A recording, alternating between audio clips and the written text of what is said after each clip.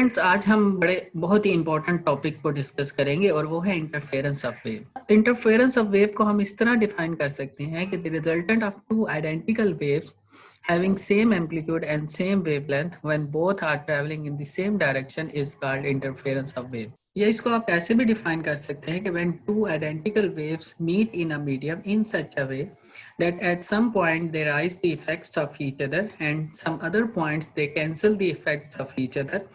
This phenomena is known as interference of wave. Next हम देखेंगे condition for interference.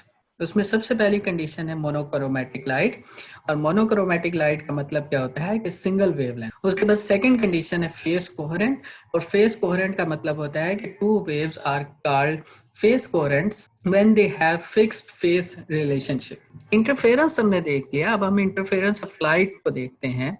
और interference of light की definition भी उसी तरह होगी जिस तरह हमने इंटरफेरेंस ऑफ वेव को डिफाइन किया था। फर्क सिर्फ इतना होगा कि जहां पर हम वेव का वर्ड यूज कर रहे थे वहां पे अब हम लाइट वेव्स का वर्ड यूज करेंगे। तो हम इसको डिफाइन कर सकते हैं, the resultant of two identical light waves having same frequency, same amplitude and same wavelength when both are traveling in the same direction is called interference of light waves. Bright fringes. The amplitude and intensity of resultant waveform become maximum when two identical waves combine together in phase. तो इसको अगर हम दूसरी तरह देखें, जैसे कि मैंने पहले भी आपको बताया कि जब दो आइडेंटिकल वेव्स आपस में मिलेंगी तो कुछ पॉइंट्स के ऊपर वो एक दूसरे के इफेक्ट को ज्यादा करेंगी और कुछ पॉइंट्स के ऊपर एक दूसरे के इफेक्ट को कैंसिल आउट करेंगी। तो वो पॉइंट जहाँ पर वो एक दूसरे के इफेक्ट को ज्यादा करेंगी वहां पर हमें ब्राइट फ्रिंजेस मिलेंगे, और ये तभी होगा जब टू आइडेंटिकल वेव्स जो है वो कंबाइन हो इन फेस, उनमें फेस डिफरेंस ना हो। The two light waves are called in phase when they have phase difference of integral multiple of 2 pi. The location of maximum intensity are called maxima or bright fringes. फिर हमारे पास है dark fringes. So the amplitude of intensity of resultant waveform become minimum when two identical waves combine together out of phase. या हम इस तरह भी ये कह सकते हैं कि जब दो वेव्स आपस में मिलेंगी और वो एक दूसरे के इफेक्ट को कैंसिल आउट करेंगी तो वहां पर हमें डार्क फ्रिंजेस मिलेंगे, और ये उसी सूरत में होगा जब दोनों वेव्स जो हैं वो आउट ऑफ फेस हो। So two light waves are called out of phase when they have phase difference of odd multiple of pi. इधर करेक्ट कर ले, इन फेस नहीं है, ये आउट ऑफ फेस। सो हम ये कहेंगे the two light waves are called out of phase when they have phase difference of odd multiple of pi. The location of minimum intensity are called minima or dark fringes. ये एक figure है जहाँ पर ये दो waves हैं। हमारे पास एक लाइट वेव है, उसको हमने दो स्लिट्स के अंदर से पास करवाया और वहां से हमारे पास दो वेव्स प्रोड्यूस हुई, और फिर ये दोनों वेव्स आपस में इंटरफेयर हुई और कुछ पॉइंट्स के ऊपर इनकी इंटरफेरेंस जो है वो कंस्ट्रक्टिव इंटरफेरेंस हुई और कुछ पॉइंट्स के ऊपर डिस्ट्रक्टिव इंटरफेरेंस हुई। वो पॉइंट्स जहां पर इन्होंने एक दूसरे के इफेक्ट को ज्यादा किया, राइज किया, उन पॉइंट्स पे जो इंटरफेरेंस हुई वो कंस्ट्रक्टिव इंटरफेरेंस हुई, और वो पॉइंट्स जहां पर वो इन दोनों वेव्स ने एक दूसरे के इफेक्ट को कैंसिल आउट किया, उन पॉइंट्स पे डिस्ट्रक्टिव इंटरफेरेंस। तो अगर अब हम उन पॉइंट्स को मिलाएं जहां पे कंस्ट्रक्टिव इंटरफेरेंस हुई और स्क्रीन के ऊपर इसका व्यू देखें तो उन पॉइंट्स पे जहां पे कंस्ट्रक्टिव इंटरफेरेंस हुई वहां पर हमें ब्राइट फ्रिंज मिले, मतलब मैक्सिमम इंटेंसिटी, और वो पॉइंट्स जहां पे डिस्ट्रक्टिव इंटरफेरेंस हुई वहां पर हमें डार्क फ्रिंज मिलेगा, मींस मिनिमम इंटेंसिटी। नेक्स्ट हम देखेंगे types of interference. There are two types of interference, constructive interference and destructive interference. तो सबसे पहले कंस्ट्रक्टिव इंटरफेरेंस को देखते हैं।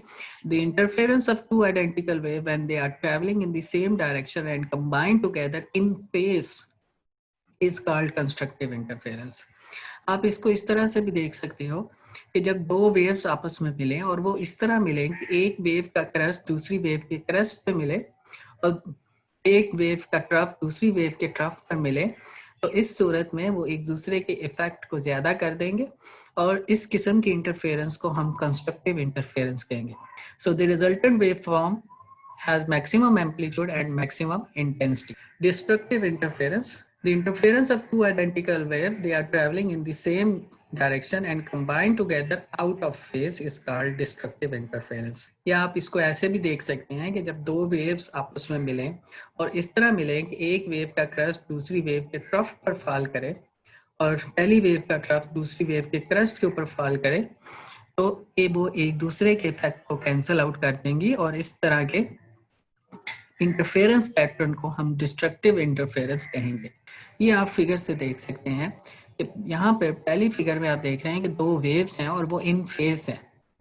इन फेज यानी क्रस्ट पर फॉल कर रहा है और ट्रफ पर फॉल कर रहा है, और जो हमारे पास रिजल्टेंट है वेव आ रही है उसका एम्पलीट्यूड और इंटेंसिटी इंक्रीज कर रही है। लेकिन इससे नीचे जो दो वेव्स मिल रही हैं वो आउट ऑफ फेज मिल रही हैं, यानी पहली वेव का क्रस्ट दूसरी वेव के ट्रफ के ऊपर फॉल कर रहा है और पहली वेव का ट्रफ दूसरी वेव के क्रस्ट के ऊपर फॉल कर रहा है। तो इस सूरत में वो एक दूसरे के इफेक्ट को कैंसिल आउट कर देंगे, और अगर इनका मैग्नीट्यूड सेम है तो हमें रिजल्टेंट में कुछ भी वेव नहीं मिलेगा। यहाँ पर आपको एक स्ट्रेट लाइन नजर आ रही है। उन्होंने मुकम्मल तौर पर एक दूसरे को कैंसिल आउट कर। कंडीशन फॉर कंस्ट्रक्टिव इंटरफेरेंस, तो कंस्ट्रक्टिव इंटरफेरेंस के लिए कंडीशन है, उसमें सबसे पहली कंडीशन ये है कि जो दो वेव्स हैं उनका जो फेज डिफरेंस है वो 2 पाई m के इक्वल होना चाहिए। m की यहाँ पर हम वैल्यू लेते हैं 0 1 2 3 4 and so on. Second condition ये है कि पाथ डिफरेंस है वो m लैम्डा के इक्वल होना चाहिए। यहाँ पर m जो है वो वही है 0 1 2 3 4 एंड सो ऑन।